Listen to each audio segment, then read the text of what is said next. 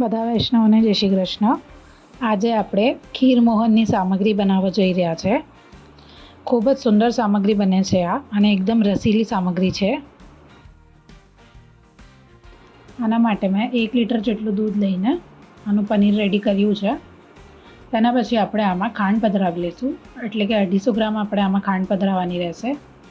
અને આ જ કપથી આપણે 4 કપ ભરીને આમાં જલ પણ પધરાવી લઈશું. 4 કપ પાણી, 4 કપ જલ પધરાવીને આને આપણે સરસ રીતે ઉકાળી લઈશું. અને 250 ગ્રામ જેટલી આપણે આમાં ખાંડ પધરાવી લીધી છે. સરસ રીતે આપણે આ ખાંડ અને જલને ઉકાળી લઈશું.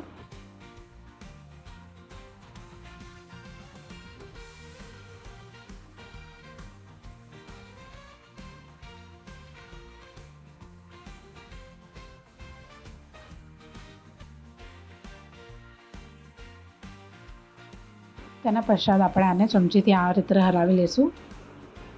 આમાં ખાંડ આપણી ઓગળવા માંડી છે. હવે થોડી વાર પશ્ચાત જ્યારે ખાંડ આપણી સરસ રીતે ઉકળી જશે પછી આપણે એમાં કેસર પધરાવી લઈશું.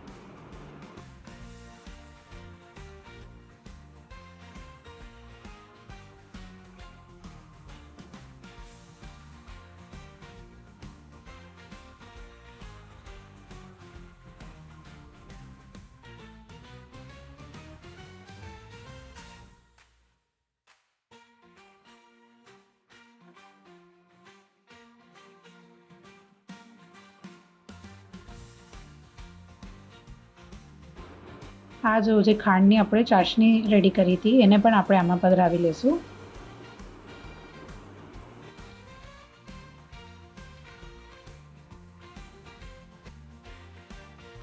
આનો કલર પણ એકદમ ચેન્જ થઈ ગયો છે. બ્રાઉન કલર જેવી ચાસણી આની રેડી થઈ ગઈ છે. ખીરમોહનમાં ચાસણી આપણે આ રીતની જ જોશે, એટલે કે આમાં જરાક બ્રાઉન કલર જ હોય.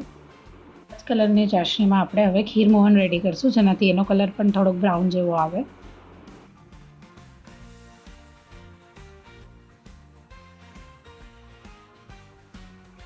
એક ચમચી જેટલું આપણે હવે સ્ટફિંગ રેડી કરવા માટે પિસ્તા લઈ લઈશું. 4-5 દાણા મેં એમાં એલચીના લઈ લીધા છે અને જરાક કેસરને મિક્સ કરી લઈશું. એક જેવી આપણે આમાં નાની નાની ગોળ શેપ આપી દઈશું સામગ્રીને. અને એના માટે આપણે આ સ્ટફિંગ પણ રેડી કરી લીધી છે. હવે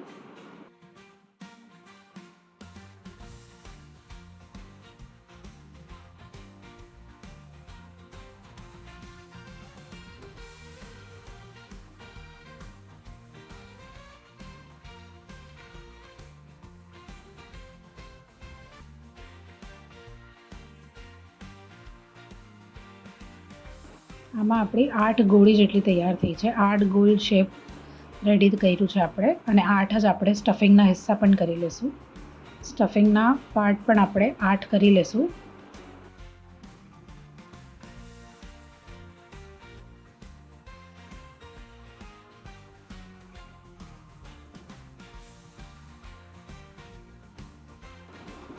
હવે આપણે આ સ્ટફિંગ આના અંદર આપણે ભરી લઈશું પનીરમાં.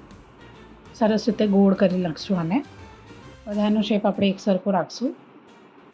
એક વાતનું વિશેષ ધ્યાન રાખજો તમે, આ સ્ટફિંગ ભરીને આપણે આને પેક સરસ રીતે કરવાનું રહેશે, નકર ખુલી જશે આ સામગ્રી આપણી, સરસ નહીં બને એટલે.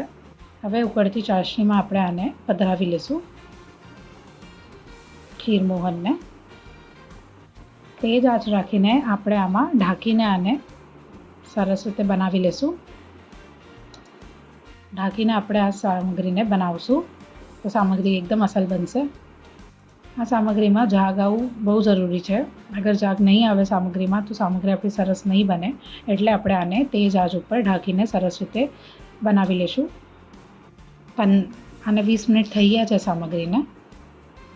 હવે આપણે આનું ઢાંકણું હટાવી લઈશું.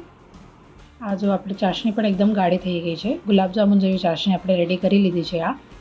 પર હજી આમાં જરાક કમી છે, એટલે આપણે જરાક 10 મિનિટ માટે હજી મૂકવું પડશે આને. ચાસણી બહુ વધારે ગાઢી થઈ ગઈ છે આપણી.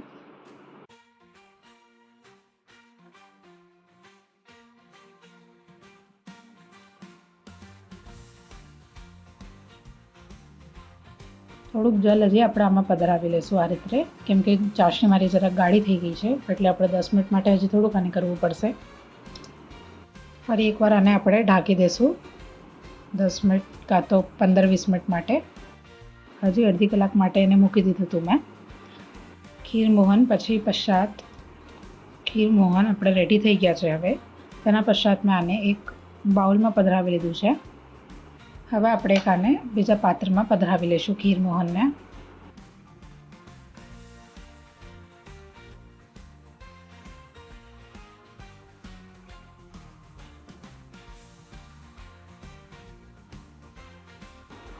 આ સામગ્રી હવે આપણે રેડી થઈ ગઈ છે. આ જો ખૂબ જ સુંદર સામગ્રી સિદ્ધ થઈ છે. હું તમને તોડીને બતાવું. એકદમ સુંદર આમાં લેયર થઈ છે. આપણી સુંદર લેયર્સ દેખાય છે આમાં સામગ્રીમાં. આ સામગ્રીને આપણે સજાવટ કરી લઈશું. પિસ્તાની કતરનથી આમાં આપણે સજાવટ કરી લઈશું સામગ્રીની. એકદમ પ્રભુલાયક ખીરમોહન તૈયાર થયું છે. ખૂબ જ સુંદર સરસ જાલી દેખાય છે આપણે આમાં. એકદમ રસભરી સામગ્રી છે. આપ બધા વૈષ્ણવ પણ સામગ્રી સિદ્ધ કરો, અને જે કોઈ પ્રોબ્લેમ આવે તો મને કમેન્ટ્સમાં જરૂર પૂછજો. બધા વૈષ્ણવોને જય શ્રી કૃષ્ણ.